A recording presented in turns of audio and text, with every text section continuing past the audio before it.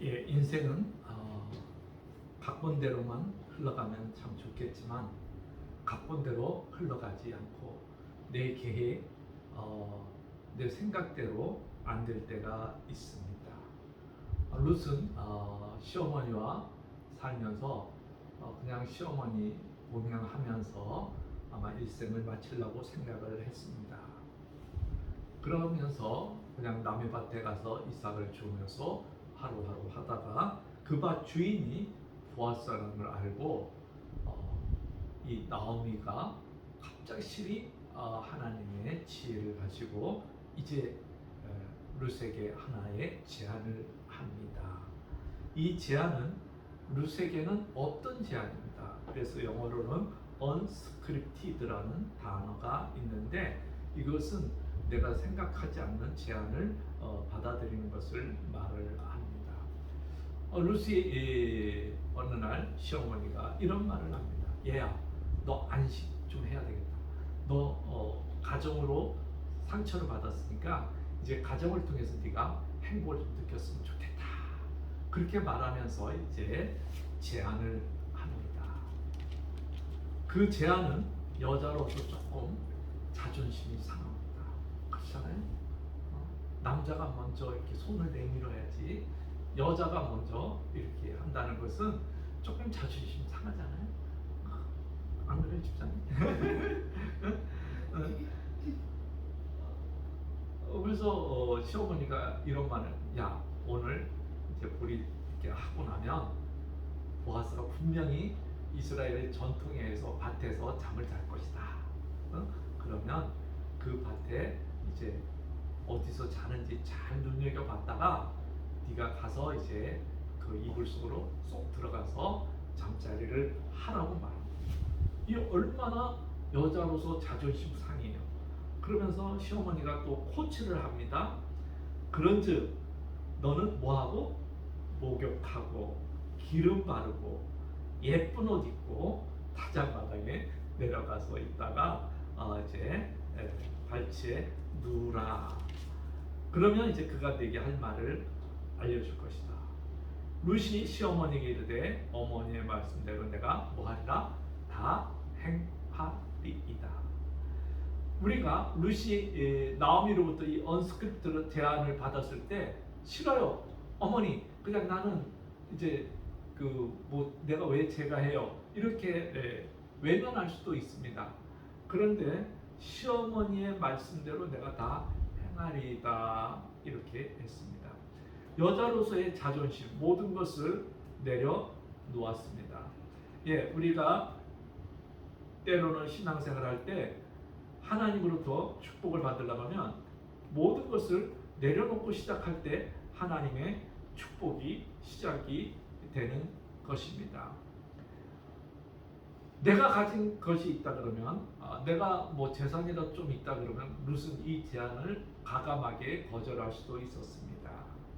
그러나 자기가 아무것도 없고 할 수밖에 없는 것은 아무것도 없기 때문에 시어머니 말에 이 언스크립트 제안에 받아들이는 것입니다. 그리고 이 순종을 출발할 때 이렇게 해서 목욕하고 기름 바르고 예쁜 옷 입고 이제 출발하고 보아스의 밭에 갔을 때 이제 이것이 룻의 인생에 나오미 인생의 새로운 출발의 서곡이 됩니다. 우리는 때로는 하나님으로부터 언스크립트 제안을 받을 때가 있습니다. 룻이 나오미에게 그런 축복 받았듯이 나에게도 하나님이 어느 날 기태야, 얘야, 이러한 엉뚱한 언스크립트 제안, 내가 수용할 수 없는 제안을 받을 때, 그럴 때 룻처럼 나오미의 말씀대로 내가 다 행하리다 이렇게 고백할 수 있는 저와 여러분이 되어야 됩니다. 어느 날 75세 된 아브라함은 자기 고향에서 잘 살고 있었어요. 근데 하나님께서 제안을 합니다. 언스크립트 제안합니다. 얘야, 친척, 본토, 아비집을 다 떠나라. 나 같으면 75세면 언제 어떻게 될지 모르는데 자식도 없는데 그냥 여기서 편하게 살고 싶습니다. 내가 잘못 들었겠죠 하고 이럴 수가 있을 것입니다. 근데 아브라함은 그 말에 순종하고 떠났습니다. 그것이 이렇게 첫 순종이 차곡차곡 때로는 인생의 굴곡도 있고 아픔도 있지만 그래서 그가 믿음의 조상이 되고 믿음의 족장의 첫 스타트가 되는 것입니다. 여러분, 우리가 저와 여러분이 인생의 바닥, 인생의 어두움, 정말 남보다 많이 뒤쳐졌다고 생각할 때가 있습니다. 그러나 고속도로를 달리다 보면 추월차선이 있습니다. 마찬가지로 내가 하나님의 음성을 듣고 하나님의 말씀에 순종하는 순간에 우리는 추월차선에 타서 하나님께서 쭉 빨리 이때까지 밀린 거 느려가는 속도 다 하나님께서 빨리 가게 해줄 줄 믿습니다. 그래서 순종이 우리의 그 패스트라인의 출발이 되는 겁니다. 룻이 거절했다 그러면 이 언스펙 제안을 했다 그러면 그냥 감으로서 그냥 살다가 끝나는 거예요. 근데 어머니 말씀대로 다 순종했더니 할렐루야 믿음의 역사가 되는 겁니다. 아브라함 마찬가지예요. 그냥 그 갈대오로 살았으면 성경에 어디에 기록되어 있겠습니까? 그냥 한 노인이 한 젊은이가 그냥 조상대로 파는 우상 만들어서 팔다가 그냥 잘 살다가 그냥 뭐 죽었다. 성경에 기록도 안 됐을 것입니다. 사랑하는 여러분, 우리 하나님으로부터 언스크립트 제안을 받을 때가 있습니다. 저도 생각해 보니까 그랬던 것 같아요. 얘야, 너 이 길 가면 내 인생의 가장 깊은 바닥이 있습니다. 이 길이 뭔지도 모르지만 그냥 뭐 내가 할 수 있는 게 없으니까 그냥 바닥에 바짝 엎드렸습니다. 그리고 정말 자도 우도 안 들어갔습니다. 어디 뭐 좋은 세미나에서도 갈 형편이 안 되니까 포기했어요. 그저 내가 할 수 있는 거는 작은 신학교 가서 강의했어요. 그냥 와서 기도하고 눈물로 기도하고 그냥 교회 눈물 신학교 강의 그렇게만 쭉 한 20, 30년을 하다 보니까 하나님께서 돌이켜 보니까 제가 많이 처진 것 같았어요. 동기들 중에서도 목회는 꼴등이에요, 사실. 그런데 하나님께서 나도 모르게 친구들 보기에는, 동기들 보기에는 내가 패스라인 추월사선에서 막 하고 있는 것처럼 보입니다. 그래서 지금 동기들이 저만 보면 왜 이렇게 축복을 많이 받았냐, 막 그러는 거예요. 예, 아무것도 없습니다. 집사님 보기에도 제가 뭐가 있습니까? 근데 친구들 보기에는 패스라인, 이 추월선에 하나님이 나를 있게 하는 거예요. 그 왜 그랬습니까? 그냥 네가 이 길을 가면 복주길. 그 음성 듣고 그냥 이렇게 그냥 눈물만 흘리면서 쭉 갔습니다. 순종이 역사했더니 하나님께서 역사해 주시는 것입니다. 사랑하는 여러분, 보십시오. 우리 가난합니다. 우리를 어떻게 누가 부유하게 해줄 수 있겠습니까? 하나님만이 부유해 줄 수 있지 않겠습니까? 성경에 사무엘상 2장 7절 8절을 보면 이렇게 말씀하고 있습니다. 같이 한번 읽어볼까요? 여호와는 가난하게도 하시고 부하게도 하시며 낮추기도 하시고 높이기도 하시는도다. 그러면서 보세요. 가난한 자를 어디에서? 진토에서 일으키시며 빈궁한 자를 어디에서? 기름더미에서 올리사. 거름더미에서 올리사. 여러분, 가난하니까 거름, 소와 짐승이 사는 데서 사는 거예요. 가난하니까 흙 그냥 집에서 사는 거예요. 저와 여러분이 우리 집사님 나나 가난하니까 이제 하나님께서 뭐 할 거예요? 일으켜 주는 역사만 있는 줄 믿습니다. 그렇게 하면서 보세요. 하나님께서 저를 이제 패스라인에 서게 했어요. 보세요. 그랬더니 어떻게 해요? 거름대면서 올리사 누구와 함께? 할렐루야. 기적과 함께하며 어디에? 영광의 자리에. 할렐루야. 여러분, 내가 내려놨더니 하나님께서 이러한 역사가 있게 되는 역사가 있는 줄 믿습니다. 그러면서 땅의 기둥들은 여호와의 것이라. 여호와께서 세계를 어떻게 했다? 그것들 위해 세우셨다. 그러면서 시편 기자는 또 이렇게 말합니다. 여호와 우리 하나님 같은 이가 누구리까? 높은 곳에 앉아 계셨으나 스스로 낮추사 천지를 살피시는데, 천지를 살피시는데 뭐예요? 가난한 자를 어디에서? 먼지 더미에서 일으키시는. 천지를 살피면서 좋은 교회를 보고 있는 거야. 네가 그래도 목회를 하느냐? 코로나19에 성도가 없어도 네가 목회를 하느냐? 보고 있는. 그래도 네가 기도하느냐? 보고 있는데요. 그랬더니 이제 좋은 교회도 일으켜 주시고 우리 성도들도 일으켜 줄 줄 믿습니다. 여기 똑같은 말, 궁핍한 걸음더미에 세워 지도자들, 곧 그의 백성의 지도자들과 함께 세운다. 할렐루야. 저와 여러분만 아니라 우리 자녀들이 이 땅의 지도자들과 어깨를 나란히 할 수 있는 그러한 축복이 있기를 주님의 이름으로 축복을 드립니다. 할렐루야. 그랬더니 뭐 우리 아이들이 이제 지도자들과 함께 나란히 이제 있는 역사가 눈으로 보게 된 것입니다. 여러분, 내려놓고 내가 아무것도 없을 때가 하나 내려놓는 거예요. 뭐가 있어야지 움켜잡는데 저는 아무것도 없으니까 그냥 지하에서 뭐 이렇게 있다 보니까 하나님께서 어떻게 볼 뚫어. 그러니까 주만 바라보니까 하나님께서 저를 이제 추억 차선에 이제 딱 앉혀놓고 있는 거죠. 할렐루야. 이제 뭐만 되면 돼요? 천국의 축복만 오고 음성 한 번만 들으면 돼요. 남들은 뭐 연금 많이 받는다, 뭐 많이 받. 저는 이제 받는 게 별로 없으니까 이제 하나님께서 기태야 기도응답 줄게. 할렐루야. 이러면 끝나는 거예요. 그러면서 보세요. 이용규라는 우리 내려놓음이라는 책을 썼는데 뭐 다 안 읽어보신 분은 없지만 다 이제 읽어보셨을 겁니다. 거기 보면 이런 문구가 있어요. 내가 나를 낮추려 할 때 하나님이 내 발을 사슴의 발같이 하셔서 높은 곳에 다니게 하심을 목도했다. 그분이 높이는 건 추락을 두려워할 필요가 없는 높이십니다. 예, 맞습니다.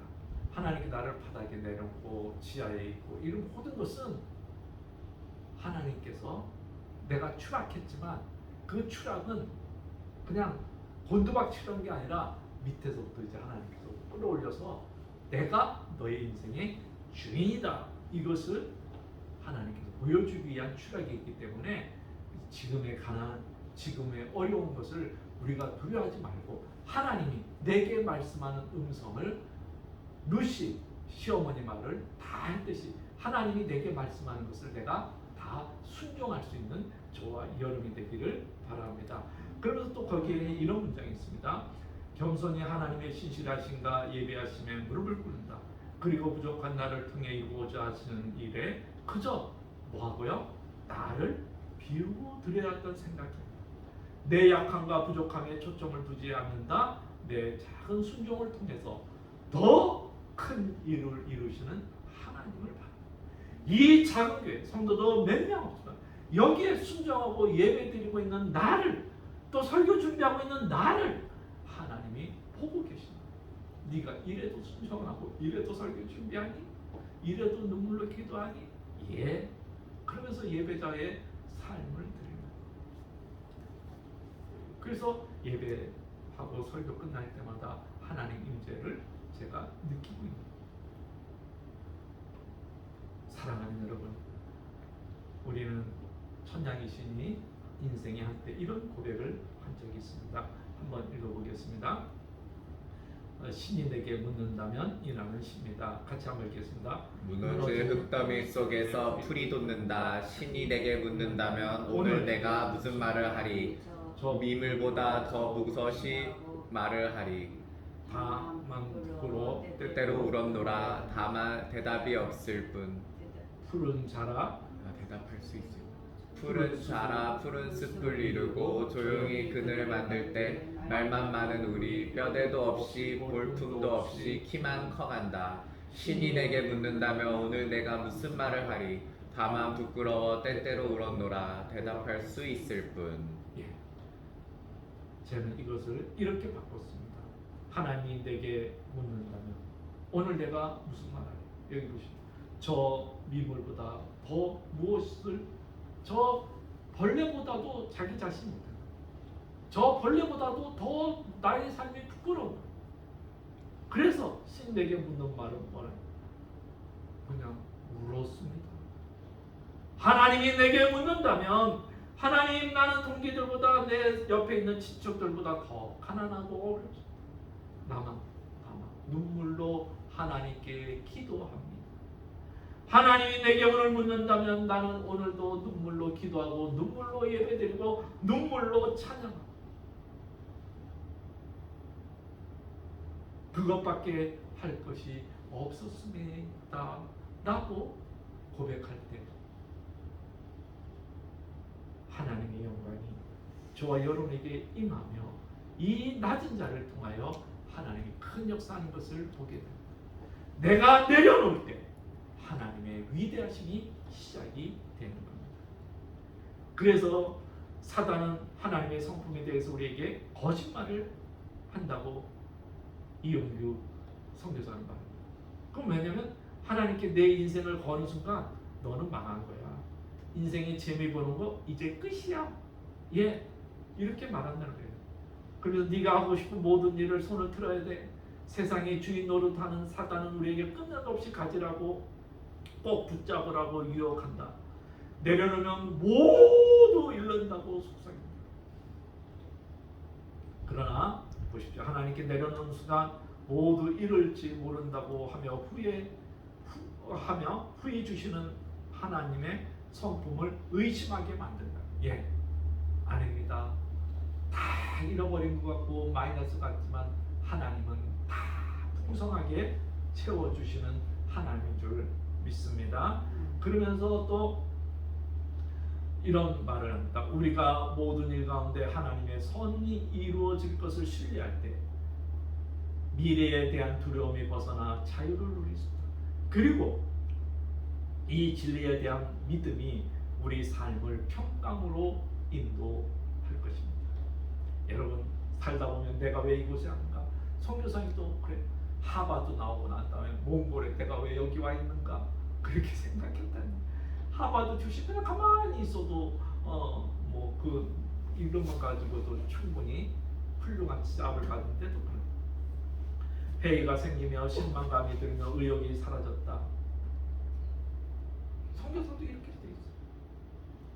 내려놨다고 생각하는데 그럴 때가 있는데.